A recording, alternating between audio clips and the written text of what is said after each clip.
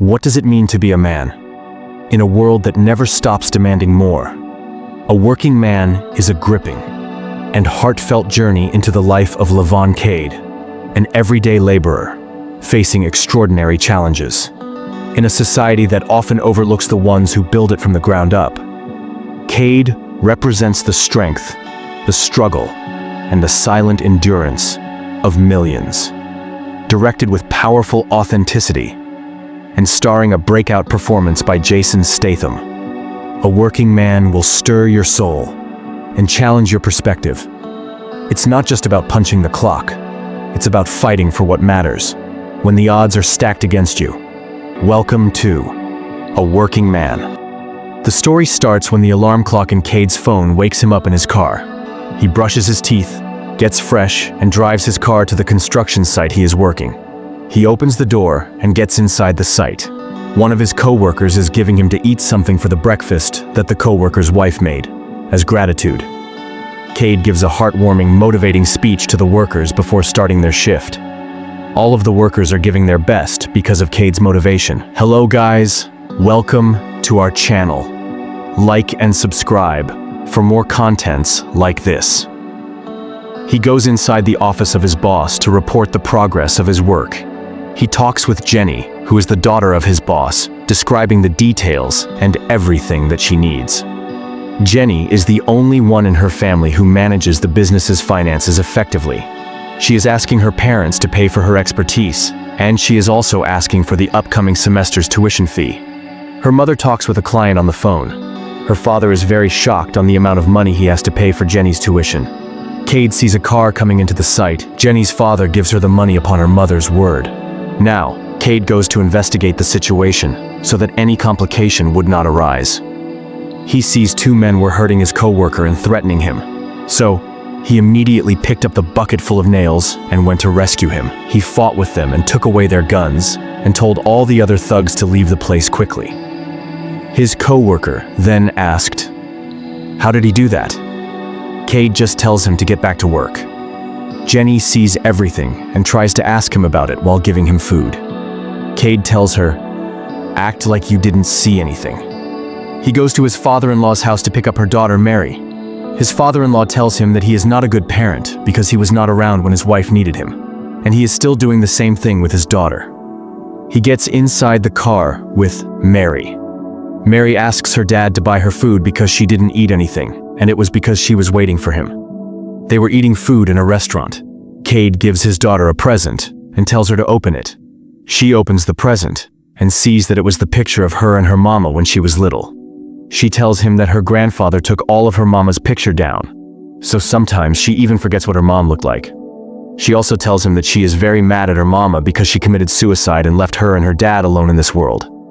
Cade tells her it's okay, and he thinks the same way too. He goes to a law firm to fight the battle of custody of his daughter. The lawyers tell him the facts about the case and tell him the odds are not good for him. His father-in-law blames him for the death of his daughter. Cade explains to the lawyers that he didn't do it, and it happened because of depression when he was overseas on military missions. He gives the lawyer 10 grand cash. At night, Jenny is inside a luxurious vehicle and gives out some fake IDs to her friend to get inside the bars because they are still underage. All of them goes out to party for the night. Cade comes inside a rusty apartment for the night.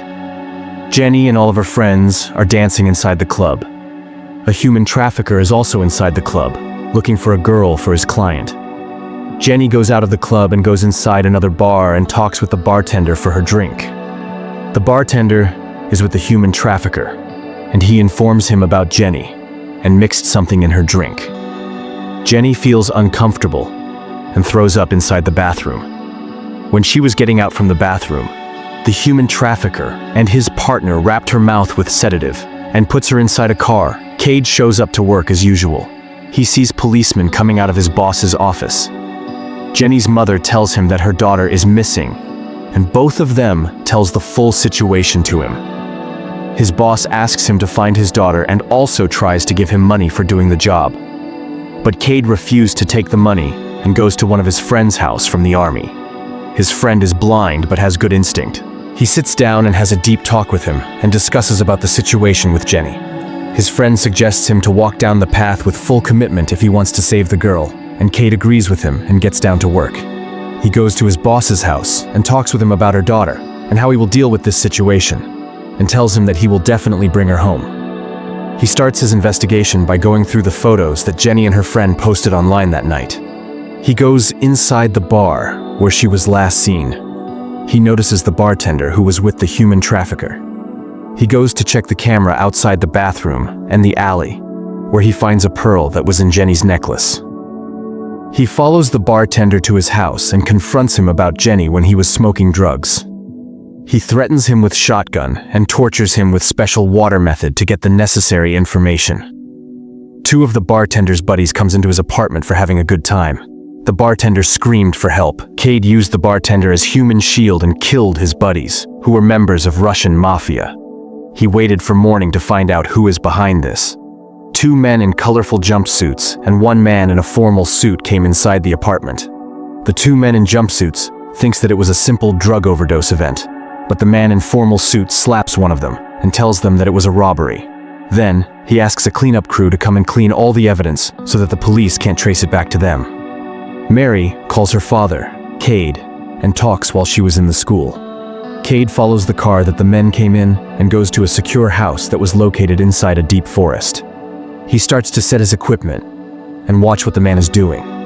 The man's wife is trying to have a nice moment with him, but he got irritated by it and slaps her very hard on the face. His wife leaves the house by driving her own car. Cade uses this moment to get inside the house and knocks down the man in front of the kitchen.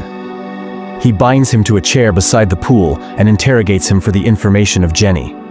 He slaps him for slapping his wife, and then after a while, drowns him in the pool.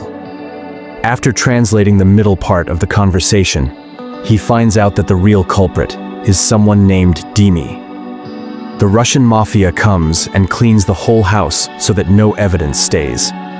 One of the captains from the mafia sees the camera footage and asks his people why the man in the video has killed a high-ranking captain in the mafia. He orders his men to find this man and kill him. Jenny is locked inside a room. A woman brings her food, but threatens her with a gun, warning her to stay quiet and obedient. Cade calls another buddy from his army who is in the law enforcement to learn about the person named Dimi or Dmitri. His buddy tells him to not mess with this person because he is a high-level Bratva captain. Cade goes into the Hattie's saloon bar and asks for a drink from the bartender. A criminal, who is the sister of the human trafficker, in the monitor room sees Cade and finds out that he has a gun in his pants pocket. So, she asks a person in charge to take care of him. The person in charge goes to Cade, and Cade gives him money to meet with the boss. He goes inside the room and asks the boss to sell him drugs. The woman from the monitor room comes in and tells the boss that he is a cop. The boss tells him to give the badge. Cade warns the boss, and then fights all the people that are around him inside the room. Seeing all the people are beaten by him, the boss tells him to stop and shakes his hand, and tells him to meet his people tomorrow at 7 a.m. to get his drugs. Cade gives the money and takes the phone given to him. He gets a call and finds the drugs under his steering wheel. He dumps the drugs in a small river. Jenny is taken to a place inside the trunk of a car where her buyer is waiting. The criminal brother and sister deliver Jenny to the buyer. They take her inside a room. The buyer starts to check the bag and do all the nasty things he could do to her. But Jenny bites the face of the buyer, which made him very angry, and he tells the brother and sister to take the girl away immediately.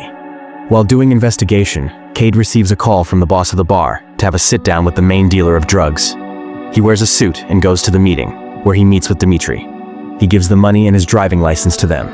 After talking with them for a few minutes, he shakes hands with Dmitri and takes the briefcase full of drugs from them. Cade dumps all the drugs in the toilet and starts to look for the brother who kidnapped Jenny. He again goes to the Hattie's saloon bar, where the sister spots him in the camera and makes the whole gang go after him. Seeing this, he steals a bike and tries to go far away from that place. The people from the gang keep shooting at him, and he crashes into a police car. The police are also with the mafia, so they handed him over to the two sons of a Bratva captain.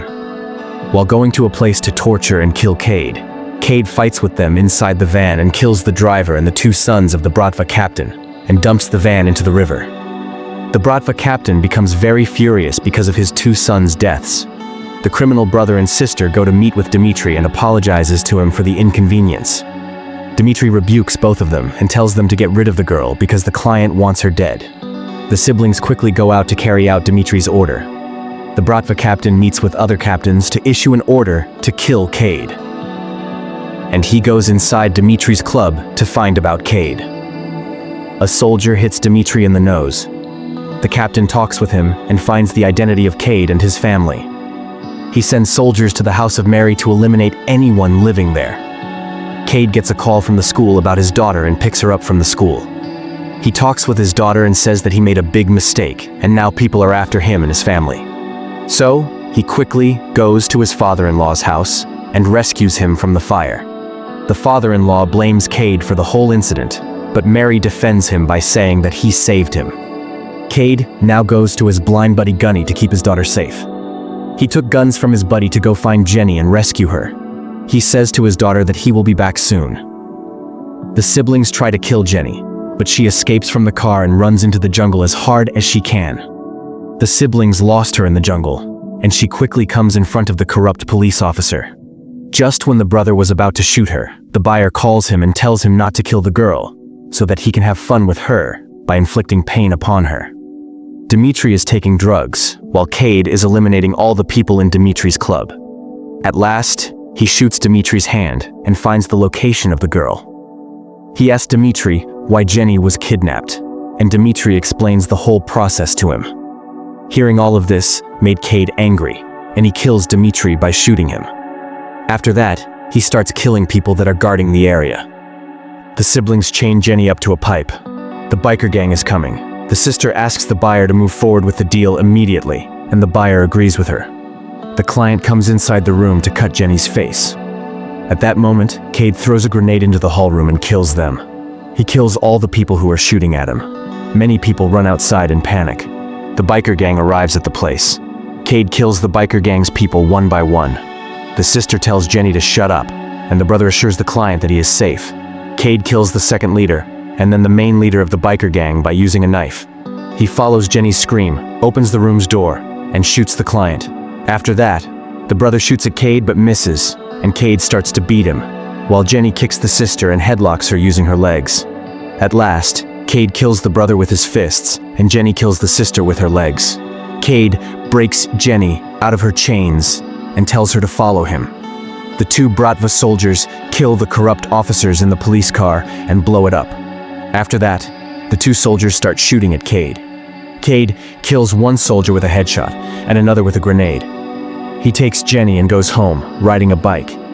The Bratva captain informs others about the escape of Cade and Jenny. Other captains tell him to stop pursuing the path of revenge, and that the brotherhood comes before anything. Cade takes Jenny home and lets her be with her family. The family is happy to find their daughter.